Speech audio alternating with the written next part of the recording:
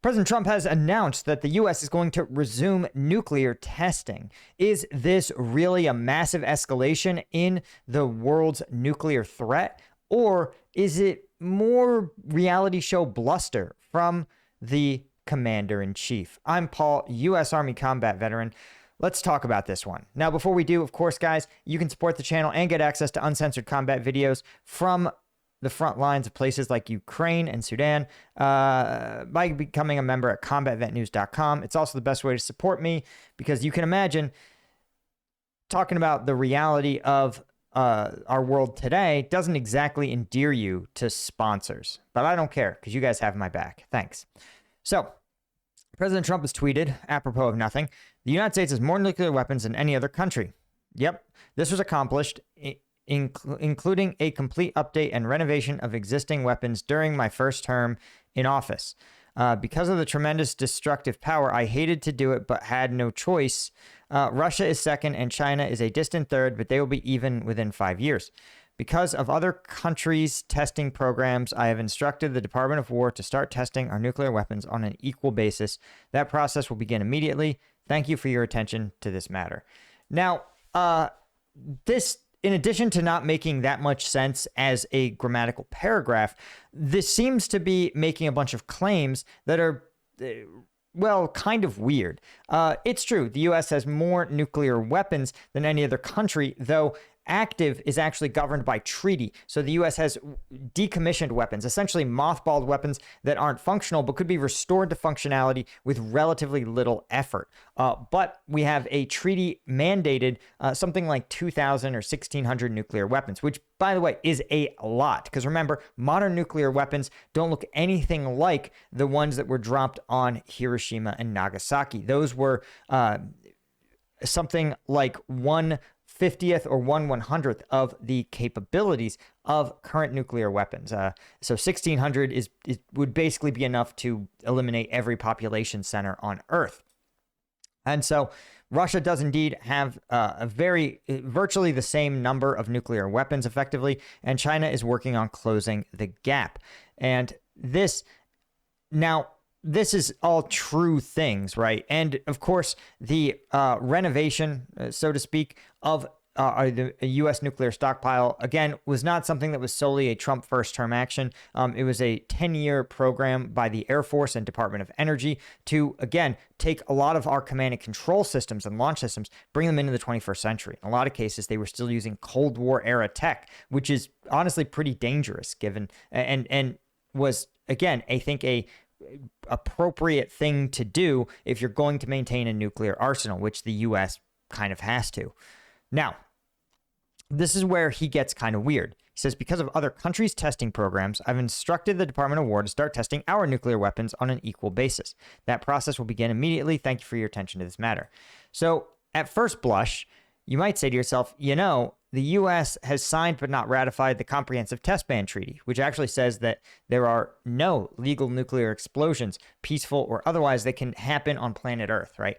Countries that sign it say, listen, we promise not to detonate nuclear weapons even in a testing capability, simply because it's called norming. And it's this idea that if you never do something, if you never do something and you just have a global social prohibition against it, it won't happen. And only by normalizing it do you increase the risk that it will happen.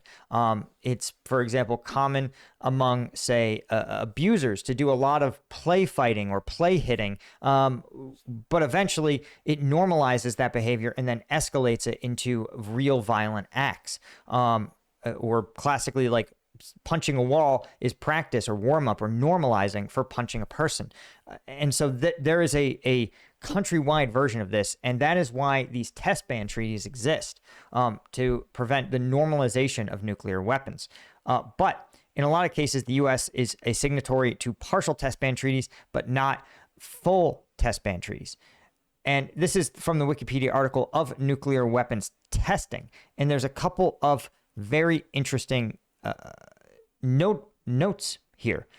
including the timeline. Let's see if we can find it here. And so here's the timeline of, or at least notable nuclear explosions. The most recent actual nuclear test was by North Korea in 2017, which is kind of weird given that the most recent atmospheric test was in 1980 by the Chinese. So there has not been a nuclear test done by a global superpower since probably the 80s, right? There might have been some other tests, but the last time any country at all conducted a nuclear test of any capability was literally 8 years ago. And so this is a real, I think, you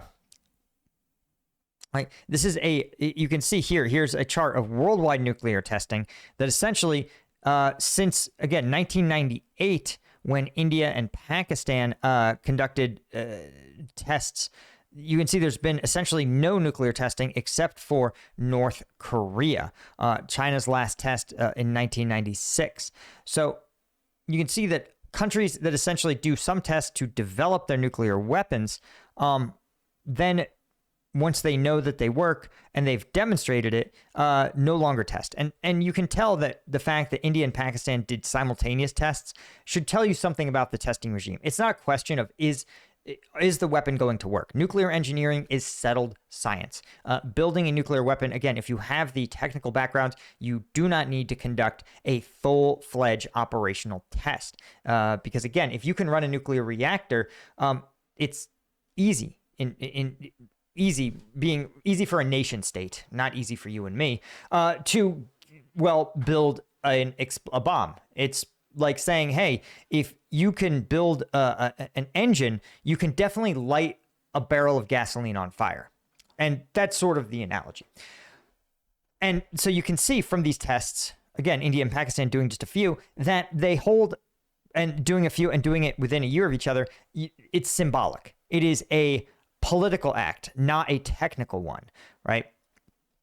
And that I think is significant because testing is meant as a signal device, an irrefutable signal that a country has developed a full-scale nuclear program. And if you are one of these countries, remember, these programs are developed under the highest levels of secrecy and classification because sabotaging them is so important to adversaries. And so once you develop it, the best way to launch it is then to detonate the weapon, right? Because again, even if you announce at a press conference and say, we have a nuclear weapon, people will say, well, you're just lying. You're just making it up. You don't really have a nuclear weapon. But there is only one way to create the environmental measurements that align with it, right? North Korea, for example, before they acknowledged that they had a nuclear weapon, they detonated it, and the world knew because of seismic sensors and because of trace amounts of radiation detected, and the way the timing was too perfect. They said, hey, and the exact isotopes that were detected, they said there's only one thing that could have made a vibration this large and this specific type of isotope, and that is a nuclear detonation. And so it was essentially confirmed to the world that North Korea had developed these weapons before they ever made a press conference, right? So because nuclear testing is a political act, not a technical one, it's much easier to achieve this kind of ban treaty. But here's what I also thought was interesting. This is why I'm such a believer that I think President Trump is just full of it, is because when you look at the alternatives to full-scale testing, right?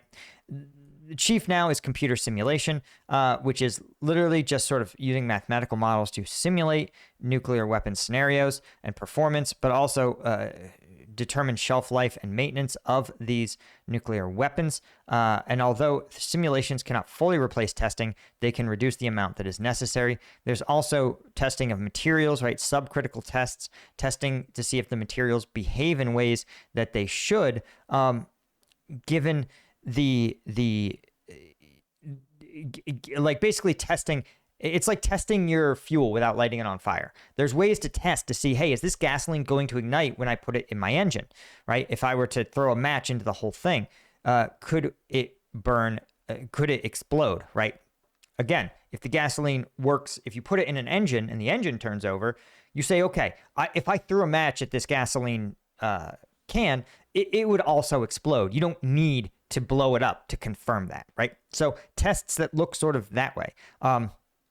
Subcritical tests are a great example. Again, proxy isotope testing for fission testing, right? Critical mass experiments. Again, learning more about all of these kind of different sort of alternatives. And you can see that when you look at the alternatives, the subcritical tests, i.e. nuclear weapons tests that do not involve exploding a nuclear weapon, you can see that these have never really stopped.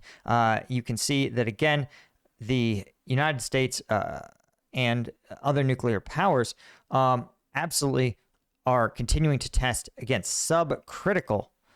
You can see that studying plutonium surface studies, optical analysis of SPAL, you can see many hydronuclear experiments in thermos-size flasks.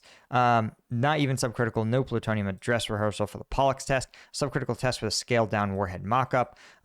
Castor, the plutonium replaced by a surrogate. Dress rehearsal for Lydia. Lydia was a subcritical test with a was scaled down, so it's too small to actually hit critical mass. But studying, for example, ejecta emission, confirm, and even one, I thought this was really interesting in 2019. This was a subcritical test designed to confirm supercomputer simulations for stockpile safety. So basically, they said, listen, the computer says that this plutonium should no longer be behaving in certain ways, and let's get it out and do a subcritical test to confirm that our supercomputer simulations are actually accurately predicting what is going to happen. And so the takeaway from this should be that this is probably what he's talking about, something that, again, hasn't gone on, sure, in 5 years, but I'm sure if you're a nuclear scientist, I'm sure there are many questions that we'd love to get now with new measurement and new technologies. And you know, the truth is that I want to live in a world where subcritical testing is a frequent, regular event because, well, if we're going to maintain a nuclear arsenal, we should maintain that nuclear arsenal. And we should have the best possible scientific understanding of how those nuclear weapons are going to work.